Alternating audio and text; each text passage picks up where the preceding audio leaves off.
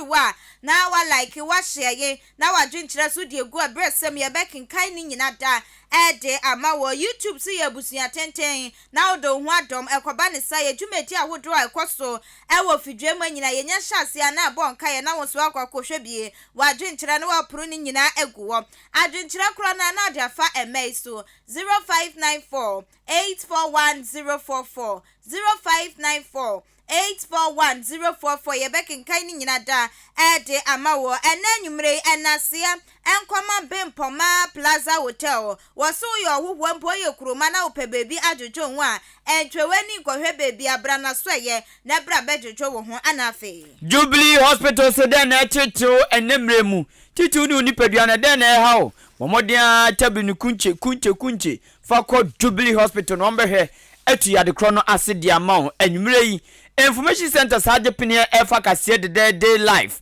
ewo bono mantemu epoe mantemu ene asante mantemu eburu aduonum kwa aduosia na kenkanfo a wotie enka ye me kwaku anin kusi buadumene mame akuya janewa ensam ni nkyeremu ene ni fitiase enie kane mampani owura John Dramani Mahama ya ebribi atwam na ono ena ekutakuta man ya so mampani ayantutuye afadwen se wa afimpinu nya donu nan abato a ebaso ya Ghana afiapem ankro de okrumianu amamra no emakwan professor nipa bi asabi na adwon tetema na oka ane onim ane oka dabi onim dabi a nipa bi onim sesensu komde no en de eka kanwo a ohu no aya nhihye se yena ya no na kane mampani owura John Dramani Mahama se ebri atwam no odi NDC amanyoko nanim no se afimpinu nya donu nan so oyi ni ti na wadi NDC amanyoko nanim pa edo ma konkoden na abro kokko tintim nkrata okofa nkrata no wontuye nko nemom ohye amakane no National Democratic Congress campaign manager Joshua Alabi na afi mantem ejom trefo no womuni na kabom ene womuta na chi agi twi ene John Dramani Mahama dimu na Abraham womutintim nkrata ni na wiye no ene Joshua Alabi edi tudwa kyese owo gidie mapapa ti sabi snap yaba se kane mapani John Dramani Mahama so oyi ni ti se woma ono ba be ye Messiah e Bible mu oba beje Ghana papa esanse owura Alabi se o man ye bre papa nanso akwaze sabi wo fase na ntikru umia osu wa mianso eti ena ekonkonkon sa ena omafo no na mo sa de sabi ye di aduane a ehye nanso se pempen o sin pempen o man emu aye den timemfo bre ahenkafo bre spare part o muntumi nto pa fango muntumi nto adokita fo so won so bre anes fo bre acheche fo bre tese ukomia ba bia obia tepenten kwa enu nti owura Alabi ayen hyehyɛ se kane mampani owura John Dramani Mahama pe eni nipo betumi ababaje Ghana every Sunday ntushu wewe na mu osan to anesam so eka biem se ogidi pa se woma eyi omuti se omontom so aba na omeye aman penifo no ya de omu na gina ono ma owura John Dramani Mahama ena no modu pa oso na no modu enu nti sa gidie no nko manu sampa afimpinu ne donu na bato ne mere na wiye no na owura John Dramani Mahama ono na ye ebo ni din se Ghana mampani a oba be fo man ebu no fimpinu ne adonu num e de akosi afimpinu ne adonu nkron osan to so e ka biem se de akwakuba ne santi no we ni na munwo na tanachi na wo mo abonachi bambamba ne bombombo owura Alabi de ne kasa be na wiye no e na osan kan se de owu ni se afimpinu ne adonu num 2025 edikosi 2027 die se owura John Dramani Mahama ba o mpuntuduma ebe su papa e wo man mu can't afford to allow him to sit down whilst we have a very huge challenge tax to serve. So we are here to pick his form and to work for him. Working for him. It's not only working for him, but working for the National Democratic Congress and working for the people of Ghana. They need us and we need to lead. I'm very confident that come 2024 December, January 2025, NDC will be forming the new government under the leadership of His Excellency John Dramani. The NDC has done it before and the NDC have left very experienced hands to assist His Excellency John Dramani Mahama to do it again. Somewhere in the 80s, when it was very difficult for this country, it was experienced hands of people from the NDC who were able to move the country country from a very, very challenging moment. Again, we have a similar challenge. We have the experienced ones, and they are all available and ready to support His Excellency John Dramani Mahama. I assure the poor of this country that under the leadership of His Excellency John Dramani Mahama, within a matter of 2 years, you'll see signs of development. We will first stabilize and move, and I'm very confident that at the end of it, the NPP will never see power again in this country. Owura Joshua Alabi na busiamote ni na ebiribi atwam no ena ye campaign manager man National Democratic Congress NDC eyezu eyeza azazaza amanyoku no na nanu si yape ena abanudani ma mantem John 24 ni na ma NDC amanyoku no wo mu panyino twa wo mu ni na no John Kojo Japan enso kase na o chese he Oba mantem na wo metuatua party na no NDC party na no se do mu na ania bre no nyasem ketwa wo mani abre pa na wo ma hwom sapo mu nso papa ado ma ho den wo mu nim de ene wo sika bibia ebetai kane mampani Owura John Dramani Mahama echi na afimpinu nya du na abato no watumi adi nkunim Owura eto anensam so ka biem se de wo ma ho penti ama wo ma na gidie bi pa se Owura John Dramani Mahama abape ono eni nipa obeboa ama Ghana akoye no abotimemfo no so aka ho. Our Democrats, I, John Kojo, support my flag bearer, former President John Dramani Mahama. I'm speaking on behalf of the 16th chairman, and I'm saying that we are supporting John Dramani Mahama because he has experience and he is the most popular person in NDC now. No, we are not going to be biased. They are our brothers. Each of them has a reason why he wants to contest the election. But I know that each of them has a reason that even though he will not win, let me contest the elections. Eni amuti yei ayo Owura John Kojo Japan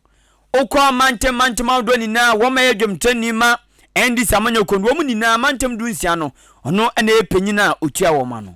na abusia yeguso edna amanyo ensemu na anenkopia mu ewo ayemrasha ebedwefia efise kebi mami kebi amamu ba ya wo ma ya ji atumu asa nuwa ni ebegina so ade atu aba enwa ni ebegina so de ye nyuma ahodro ma o man atumpo no enfihia ne polipoli aduasa entem ni 30 years anunti mrasha bedwafo ahodro wo man mu ekokohia ye adwendwendwendwen mposeso kebi mami kebi aba ye ne yetimi asomu ye na sane ehun hyehyɛ tia no saa ne yedi so na anu ananam so amamra hyebedwani a wawo so me abato empeto so wonu kuro ya esanso ayedom dodro ne ba ne deni woni monyamfo wo sai chei mensa bonsu egina so adin sama hodro atudwa wo kire sase ne de ye yesu na empo ne de na kebi mami kebi amamu no adi emfinhia ne aduasa no ewose wo mo hwe na wo mo ye nsakraye ensakraye na wo kire mu se ebra so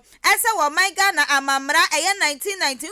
1992 constitution no yetimi asisem ne ye nsakraye bi wom wa kire se wo hwe constitution na ye acheye pa ene so ensakraye ahodro na etimi aba enti akwakoye se constitution ne nsakraye no ebo abra enti niam bi wo akora ne epese ye a ye ntimi nye esanse constitution na achekere yen enti wo se aban hwe ne mpanifo na wo musisa constitution amamra wo musisem se ne bi ebetimi aboa na ene nsakraye aba no etimi ne egina watu ne nsam so an wo kire mu se eno bepie mu omra hye bedwefi a ene majority takes all wo se ha dwen wo mo adom dodro na fan bibia bebebia so mo na mo dosu nti ade ya mo na mo bedi nkunim mo na mo dosu mo na mo bedi nkunim wo se san hyehyɛ no e wo se etimi sesa e wo amamra nim se ne be ya adwenkyerɛ bi ba na se wo mo kyerɛ o madwen a ne ane de ebeto sum e wo mra hye bedwefie no wano ne de ne wo se ye gyina so bu wo man na enkoye se mo na mo dosu nti sa enhyehyɛ no enye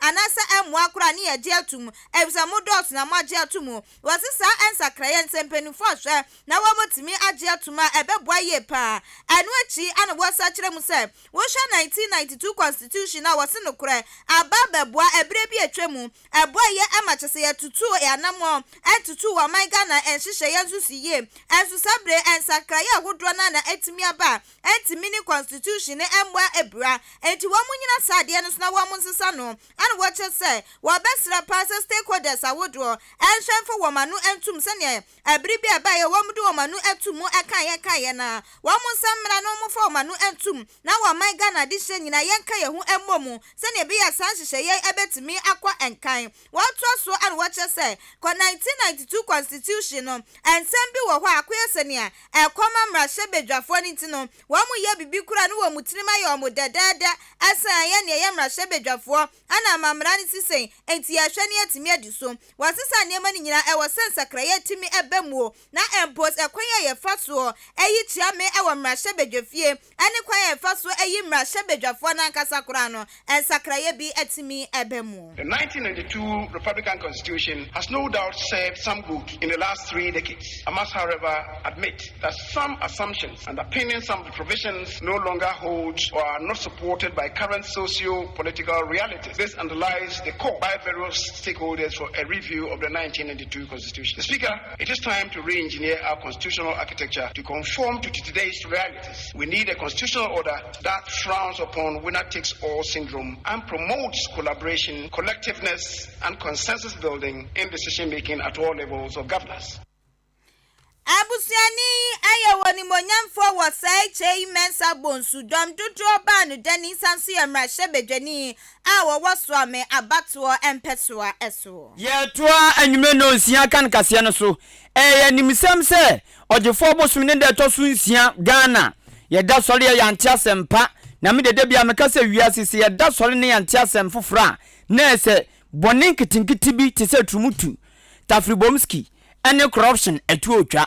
na sesa nyoma we nya idie yeda sori bia beti asam foforo nanso eyahwe ne nipa beye na ogefo bosum ne de to so nsia azamufra yete ye de ne mo rempapa we no enzi o man Ghana mu nanso breche kase bo man konkron Ghana ene se eyetaki abrochirima mu ena sa da no asaso so si ya adan crowd run abronsa teten abrofo no wo mu ni sase ntomu si dan a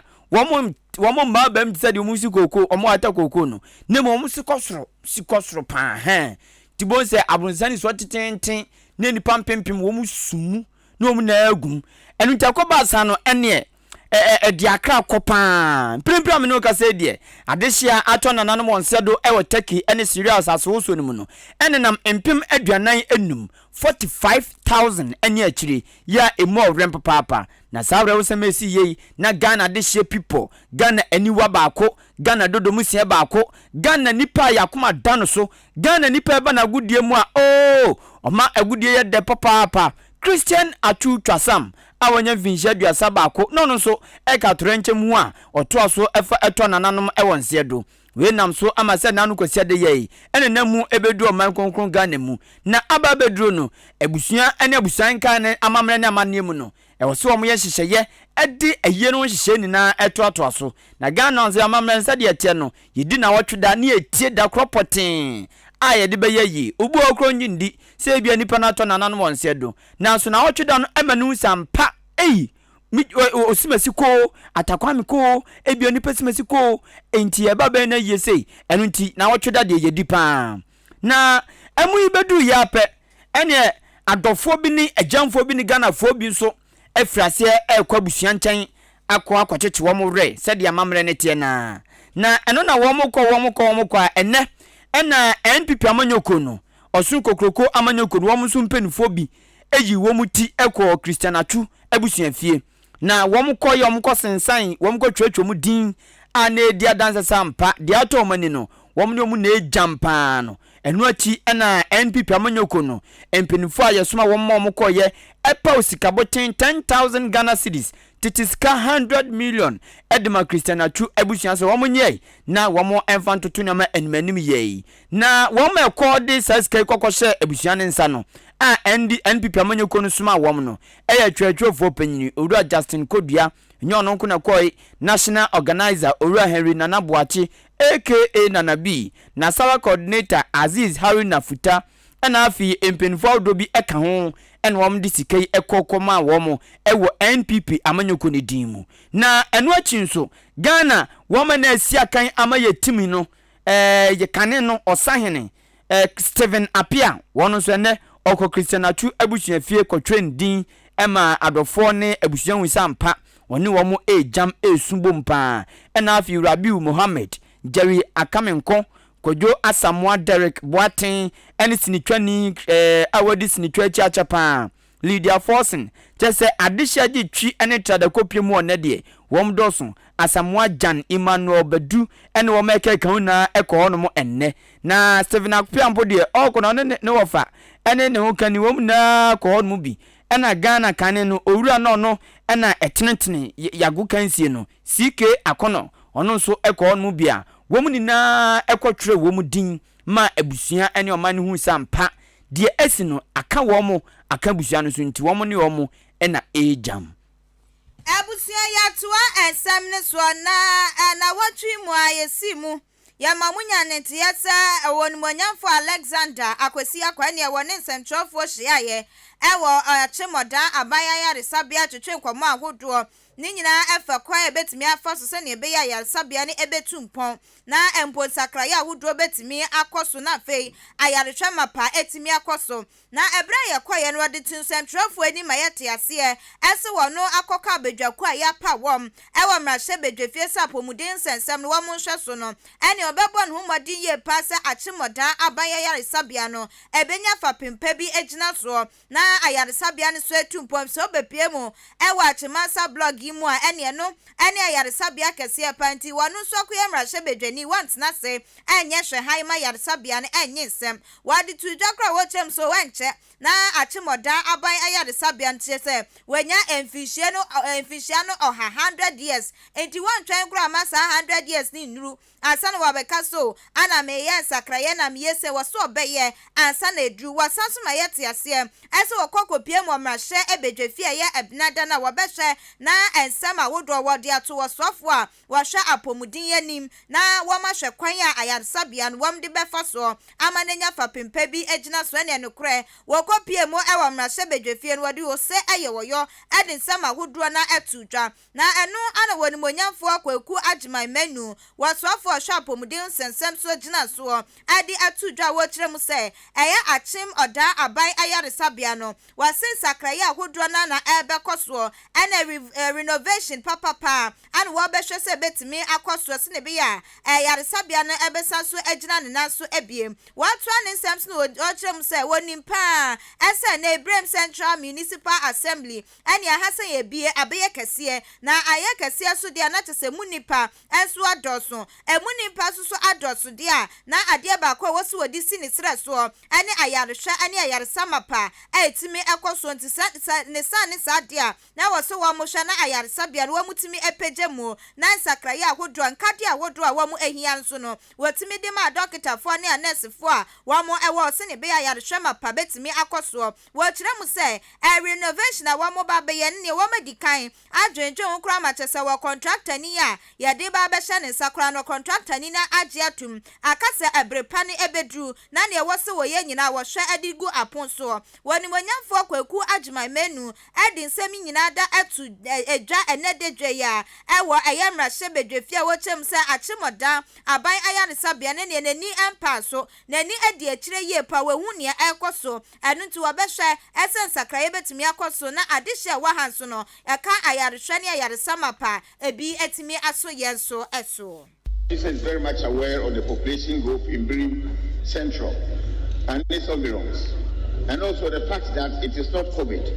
under the Agenda 111 flagship project. Therefore, the ministry has planned for an upgrade and redevelopment of the Achim Odan Government Hospital. Further to this, Mr. Speaker,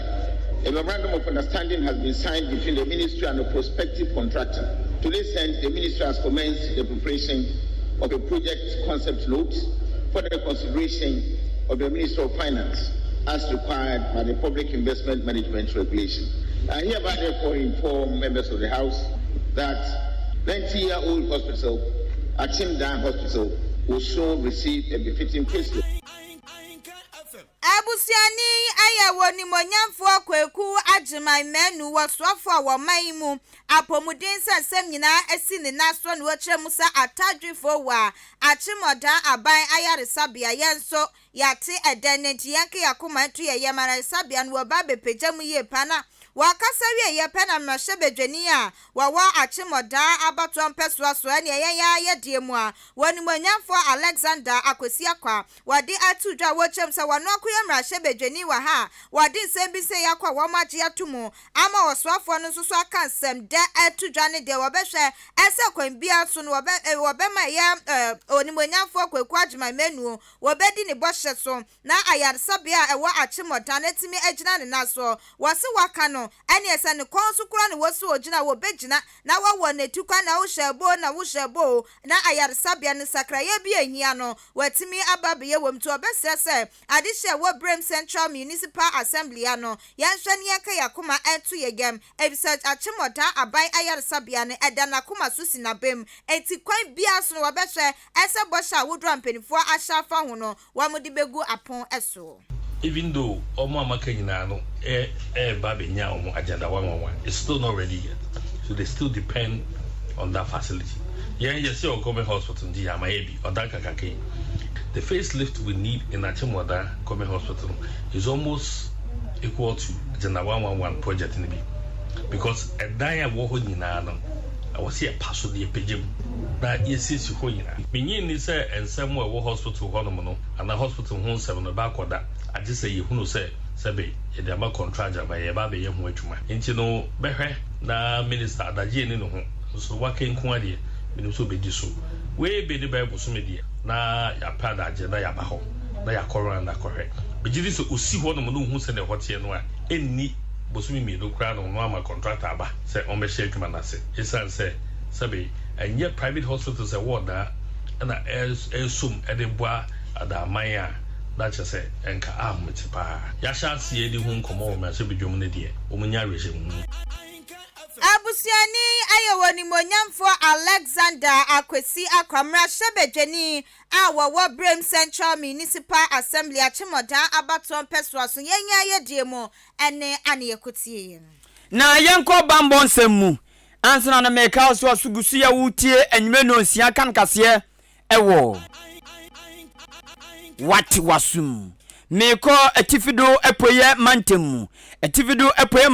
penyine otua mantemu ni na no osoafo Upper East Regional Minister Odimnyafo Stephen Yakubu openyine de atudwa se omaimu bambonsem ehunya papa na ohwe Ghana bakwasem nso a ye yoman bi awiase afana ni na yempe dede yempe gidigidi yempe ntokwa basabasa ezanse yete ye ho ase ne dodo ye ho enu nti ama manfo bi anya bre papa enu nti na nam so ama milking Nyankopon bo nipa obo bia ne nakoma so ade ene de ono angaza nso ehwe ne de opeso ye owiase nanso yo nkofo bi owiase a wom de yenim de kra Nyankopon de dua womumu senso wom de no mkofa firi fo adoma chede no enyenyenyenyenye ene se wom no motusha so e wo man mu otu man mo no matrasha so kro no matrasha so ufie no matrasha so wom tusha so nso mecho tofe mecho hwe nemum awudie no mu ba bedi wawu buon ma no mu tututo kunkum nipa no mu preple bi Nigeria o won ma no mo bawura asodem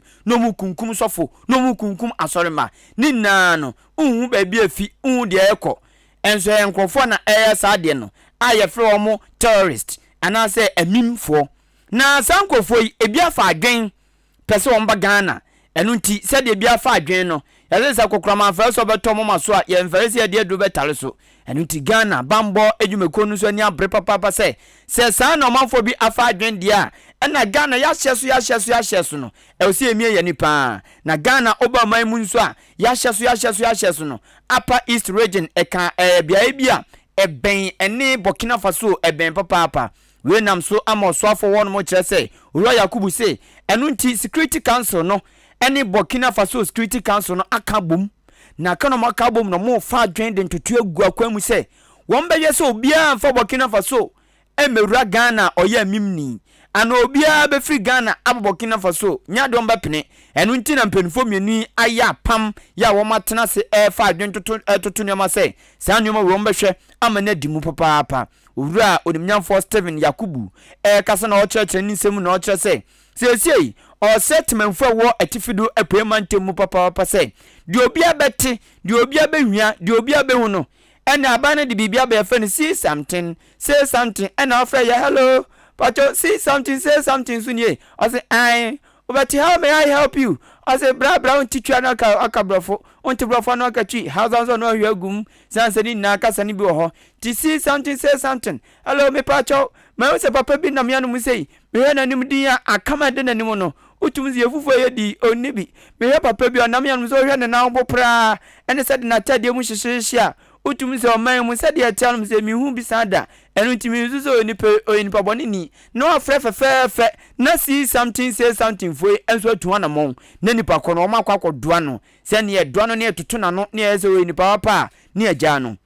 se oyenipa boni nso a ne achiredi na agya no enu nti onumnyafo Steven Yakubu adesrede a odi ato atifido apoe mantemu na fo anim ne se wo monye sa wote hwe na wafresi something say something sa anya wo mo so a post ni bia anabambo ni bia obehunu no utumi kwọba amane se sei enemahu na etwetwema so ntimpenfo hwe entu anamo onumnyafo Steven Yakubu edinsem weni na tudwa wa abra United Nations High Commission for Refugees ene Ghana Refugee Board no edi kasubom ede anobabaye ene nhyimu bi ahyehye so. As part of our measures to curb extremist attacks, a number of security measures have been put in place, key among which includes 1. Regular RECSEC meetings to review security situations, and I can say that Upper East RECSEC is the most active RECSEC in the country. You know, not only refugees, but we are also dealing with the Boko situation. Joint RECSEC meetings with neighboring countries. Sometimes we have meetings with Burkina Faso and Togo together also, and we share information. Rigorous sensitization campaign on see something, say something, which is gaining the support of our communities, hence yielding results. Eni amuti yei eyatifido epoye mantemu suafo onumnyafo Steven Yakubu. Abusia yanyina nsemi so na yento enkra na Bempoma Plaza Hotel ye twaniti awa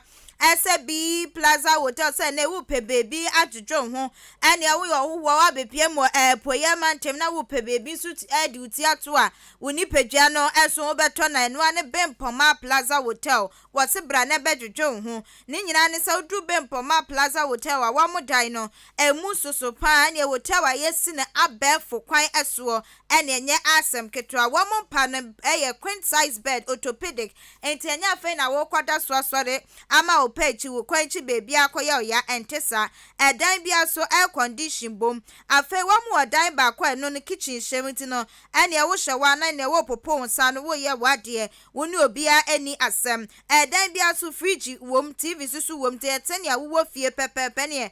wood popo nsa no kra utimi di shemu wo koba oba ya no abeka ne hyewo na wo sen no wasanso wadan ba kwa fa nipa mako ediasa entimu ya ankura dwumakuo mo ye na ekuo bi na mo pe baby ato kesa atwetwe mo ho nkomo a eye Bempoma Plaza Hotel saada nkro ya air condition bom projector susu bom enti ebebo akra matese mo nkomo twetwe no etimi akonkan wa ho ban bosem ejina ye baby a obe park o car susu no enye eha wo benye baby a park o car no ye bebo ho ban ama wa enkwankoto twime bia Bempoma Plaza Hotel ewo bar ni restaurant ntinyane a wodro nyina no wo benye bi ewo ho na wakoda wa ade ache no ye ma free breakfast no so nya ne ye pe ne wo pe ane ye ya ma ye wi ye di fruit salad enso atato ye sanso wo kitchen e bi a wanksa pesa opopo nsa no wanksa pesa oye waduane a akwanya no wo ho na akoye waduane Bempoma Plaza Hotel ewo achim odan enkwantanum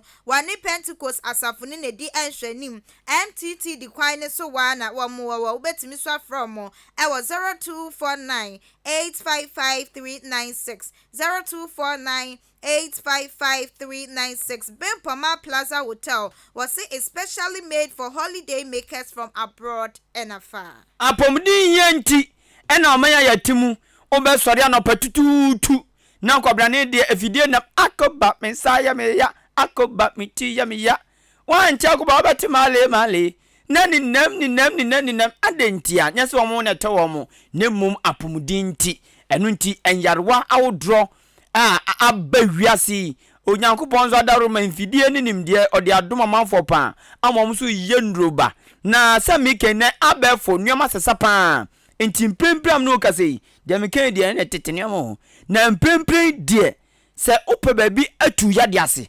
ope bi ahwehwe o yade ana ope bi amana yira kra eye Jubilee Hospital yade bi on me ye wa na ehwe den pa na eye den ma wo ma ennim fidie wo ma eninim de dodo eno ne ayasabe etesan no endo okwa o nano nanam ho saa osehwenye o ebekọ oboa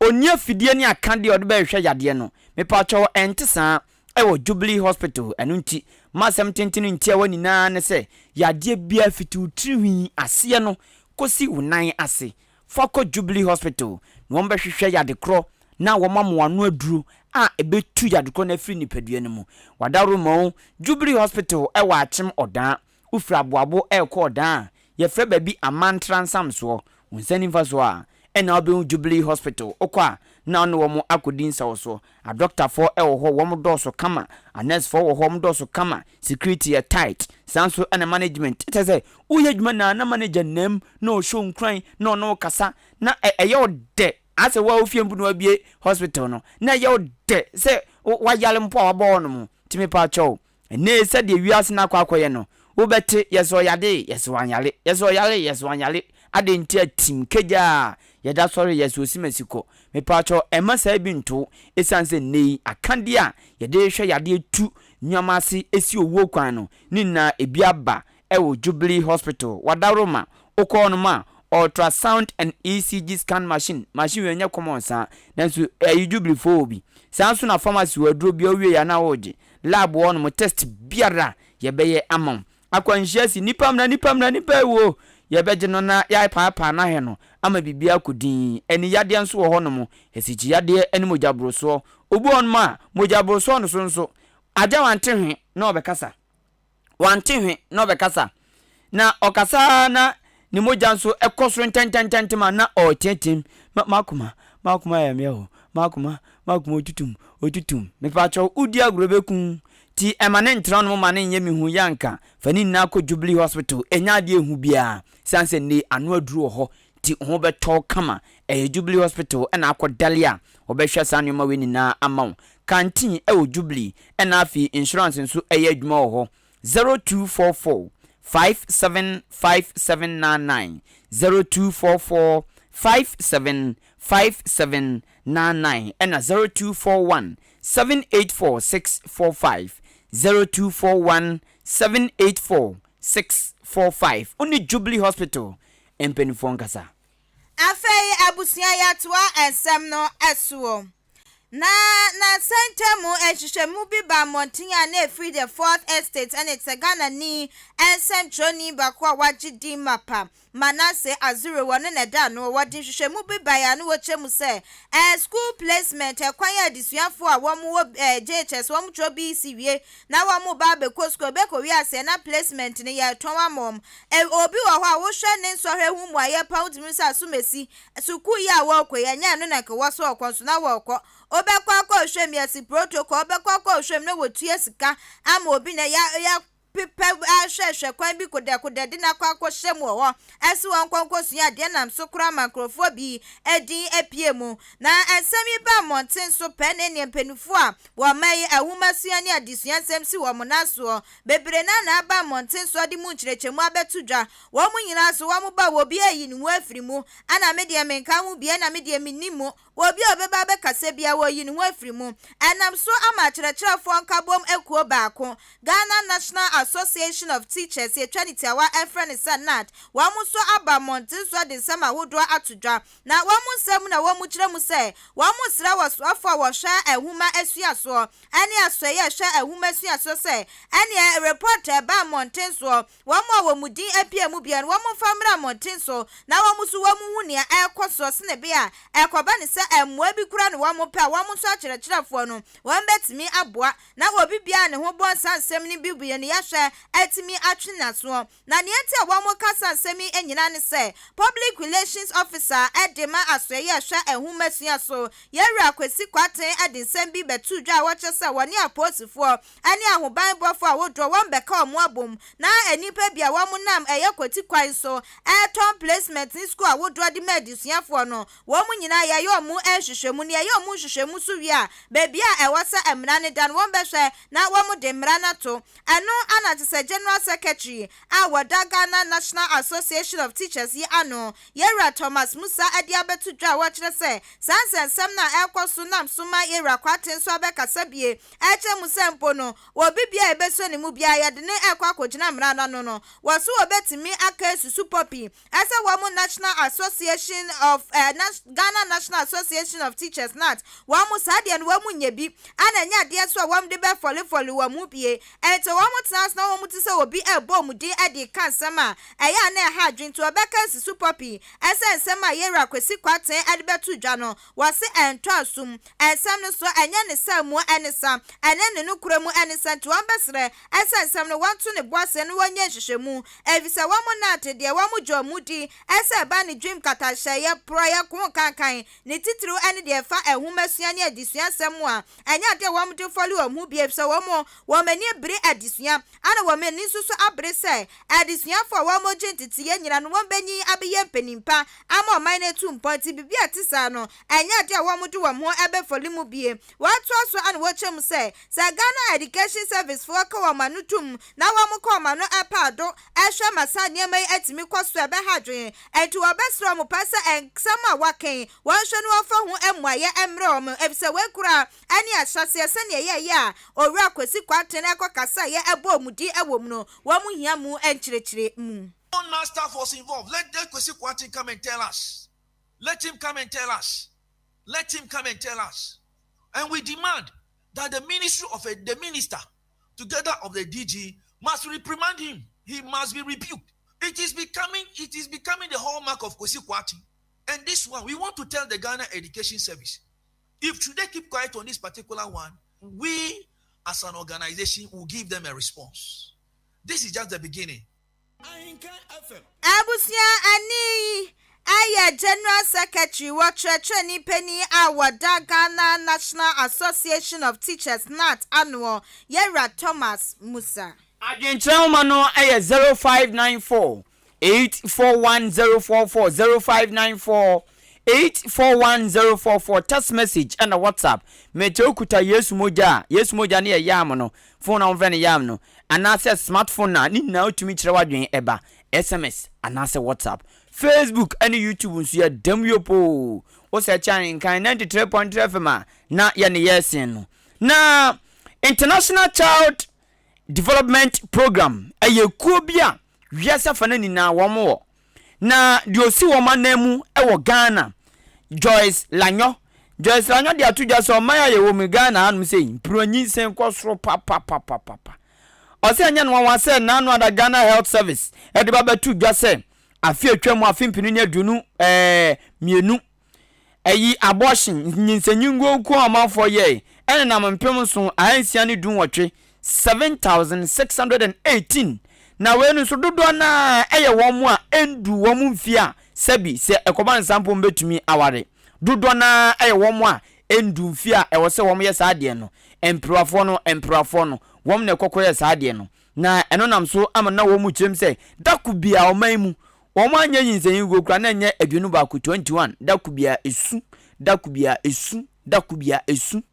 na eno nam so ama International Child Development Program ena womo eyen cheche say ade ba ko adi mpronyin ne bapa eyen nyinsen na yen hwe se nyinsen so de na de nyinsen ba ena Madam Joyce Lanyo eche say de di mpronyin bapa ba ko eyen sanom sansa ba mu obi wonu ma wanya be finhia kron finhia du abo se yesuma no man toton sasa okotobia no wanom kakra avie bedu bribi anija ba krom no osio we de anije nti boys me kimani kakra bonsa akwara ketekete finjedu ba ko finjankron no akọ twabi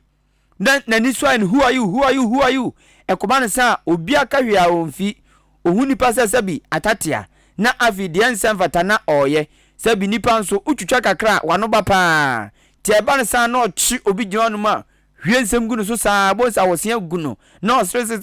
bra kwaku de wano so no tebe no adidi na chisa ko wiase no ahye ne nyam afi ebiem ose ade ba ko nso de nyinse mpro nyinse ne ba eye awofo a entrentre wo moma yi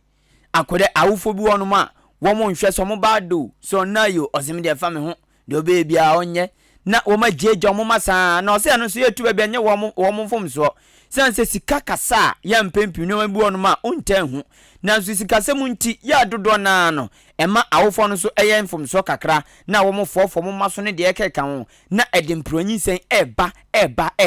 ose anu so eye ade baako ena biem osa itu nchen a ose ade baako so ha adwempa eye abaafo tintan fidie abayi waketekete vinhia dudu baako du nan du miensa ose me perform phone so fanya de papa bia na mafoni manya bi ena ode beye eno so kan bi ena mpronyi sen ebasa no enti Madam Joyce Lanyo a ono na si Ghana na mu ema International Child Development Program na small kanina ne se ye nyai sanu ma weni na mpronyi sen bebrebe no ebe ha adwen osisiesie no kane no na unta hu sa kodanya mfie enkron oswabu ne nsa osi nei unya mfie kronkran po atumi bu nsa ne bi nso asi ama mfie nkron abaiwa efa anyem. Teenage pregnancy is a phenomenon that affects girls in between the ages of say 9 these days. By 9 years, girls have already menstruated, so they stand the risk of becoming pregnant if they should come into a sexual relationship with the opposite sex. These cases happen due to certain reasons, either peer pressure, either indiscriminate behavior, drinking, lack of parental care, and so on and so forth. So girls at a point are not able to receive whatever they ask to receive in terms of their needs. Their needs are not met. So they look elsewhere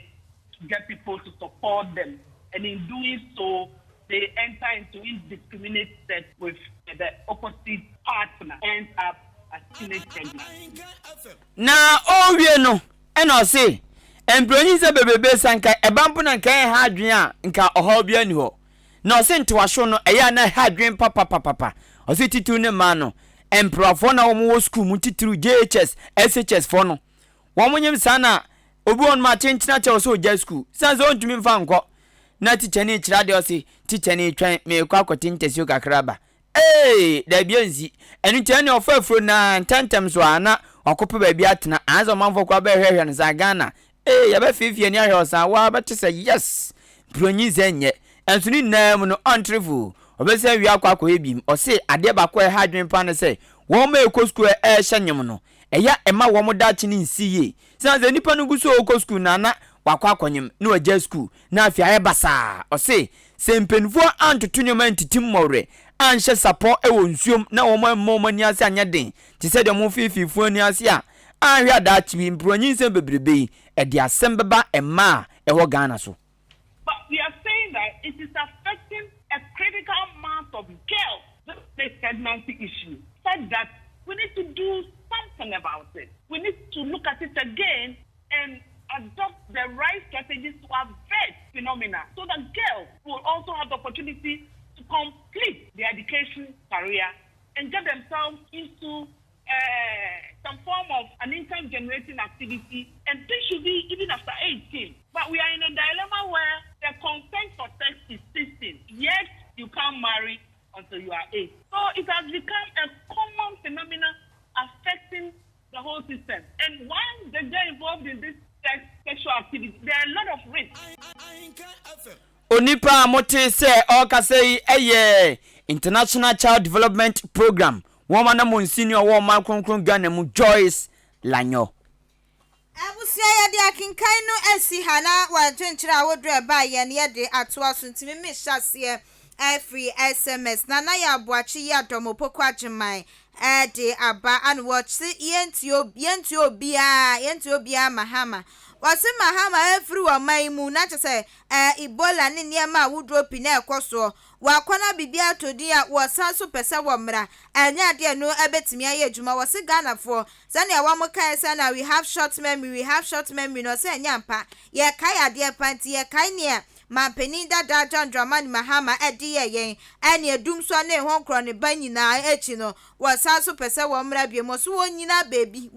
nya de a ebetimi esi da wase afimpinu ne adonu enan eye NPP amayokuo na eko na wamuso ana eko dia na te se wamo ne doctor owusu afiri akoto wɔn ano wɔn kwanti brɛ ne so a wɔn to aba ma na break the 8 no ɛno nso ɛtumi abem na ya anadi wei so ɛbaeɛ na wei de aba yɛbɔ asamo KKB wɔse Kasiebo no ɛyɛ fantastic the best in the east and power so we no size obi aniwa obetimi ɛde ne ho atoto yɛn na wɔkyea Yesu moja wɔn nyinaa aka bom a wɔn tie Kasiebo no ɛdedem master planner junior Kintampo BMW Baumia must win ɛnɛ deɛ maka ne ye wɔde aba wɔse NDC amanyiko nipa wɔn nkwa na ne wɔn nkɔfa Barack Obama koramra wɔn pɛsoso a Joe Biden so wɔn nkɔfa ne mra na wɔn mra metu franka ɛma wɔn nse nyade a wɔn betumi di nkunim de biada ne nyinaa no ɛyɛ Dr. Mahamadu Baumia wɔn a ana ɛba bedi wɔn man yenim atoto nneɛma ye wɔn nso ɛkyɛ wɔn monyamfoɔ ni noi note a wɔwɔ kole klote wɔse enchia piesie enko ɛma no antiesi kokoro aba na ya achimoda ana wɔte free wɔse education ministry no wɔse wɔhwɛ na n'edwumafoɔ wɔn mo a school placement yi wɔn mo tutontonton bi ensɛm ɛkɔ so nhwehwɛmu amanase azure de ba monten no obi bia ne ho bɔ mu bibia no sɛ wɔtumi pawo ni akono entoma sɛ ne be yakora no kora be yansane ama wɔn mo a wɔn maka nyina na wobi enkonko ye bie wɔkyerɛ sɛ wohwɛ mabu ene ya be ya ne phone ye mfa ni agro obi timi sɔre wɔbɛtena phone so anu wɔ chat no wɔ fa ha no wɔ yese ankasa de phone ya ye betimi ade aye bibipa wɔse eniama edi ye nyina eye ne emfa so emma antiesi kokora ba na ya ana ediwe eba ma mfa SMS ni si ha na yenko na ma mefa we ento aso we si e friend la posta wodi free achim botwe ana wode eba ye wo se Kasiebo no emu ohwam te se alugun to green na da no ene tumi kan Kasia na ye de nwom ato yen untumi eda Epacho ya Ahenkan 93.3 FM obeti midi kai wodi kai Ahenkan wodi kai 93.3 FM the best in the east ya no olombaje ya ne yekono ajigon na ankuma foster odifio fonsa yirebi achimansa ose ye na yenkamum na kabimam kabino yemfa obuoma no na Ghana ya mamre ne ya mane no yemfa obuoma no ne ya ne sa oman se de tie bia no nanimonyam ebe sore waka Osi nchaso kuma nipa da sani bia moja di mo frisane aje ofo nko a nipa da sani bia moja di mo frisane e wo fonsa yirebi abeton peso aso ene achimbie ni ojeje mu ni na ankuma foster wo ene eto sankra we ama na de chie Azeman Edfree Azeman Ventures Chronom Opposite Market osi ebraso a e wo se ya kandifo no wo mo dwen oman kronkron Ghana ho no mu nyai pesaminkum nya atwom no wo mu nyai na Ghana mamra 1992 constitution enye said the onumnyafo se echemensa bonsu ye kan ye se osi yensesa no osi hane odika amamra na enye eyare panti Ghana fo ye nyai na atwom no mpanfo ni nyai na atwom na wo munya pesaminkum nya na 1992 constitution wo munye ensakaye wum na eyare pa ko mensa pillar 2 esi BMW Dr. Baumia Dr. Mamudu Baumia Osi womo dana se papa wo dada okay osi Dr. Baumia wo dada osi Dr. Baumia wo dada okay osi nchankoma honorable Valentino ni noi incoming MP wo koli krote abeton peso aso osi ochia na papa yate Selasi ensu di free goso abribia 24/7 otie yen ti said was set alarm no abribie ba ya ne dem ti ono so de ne dia ba o chese Kasia ni dem papa na o share live e o Facebook o so menye na enka mumu na NPP NDC bebrebe kayo kamen no yenhwe se bambo ene asomdwe e bekoso atena oman kronkron Ghana mu awuja ke dilali o se Ahenkan Kasiebo is loud and clear e wo brekum spring of life enterprise o say fantastic news the death of Christian Achu o say ahane papa Christian Achu wono ahane papa na eden a obekọ akotwendin ama buso na usampa wo no akon no so pa na ono so de jam wo mo o say nchiankoma onabo mranim ni berima ajikum ono ewo sunyane koko sunyane eva koko house o say ono mo na wo enti awuja yedase no so adwenkyere shama aba edna ese womu di osunachi ose womu di osunachi sa ana ose de osunu mpe osunu biem kafra benya se womu mpe osunu biem osunu de be mfa ne nyahwe biem ado Isaac se omajo Ahenkan FM nyamianim ni kroni apoe mantem de mudamu fuapa kasebo papa eno amaye high se John bososo ono se or enjoy kase ne papa life e fantia kwa south bososo o see your news I never miss o hwere your news na enyeje memfa dwenkyene nsi edoso wa ya ntimi anka de no wadaroma na odi afiri yen na ebre sevatem no yeba kenkan na de amamo ye producer enwumre yi eye adwen pahini Kofi Mensa dwene papa na papa endi wanim kan ye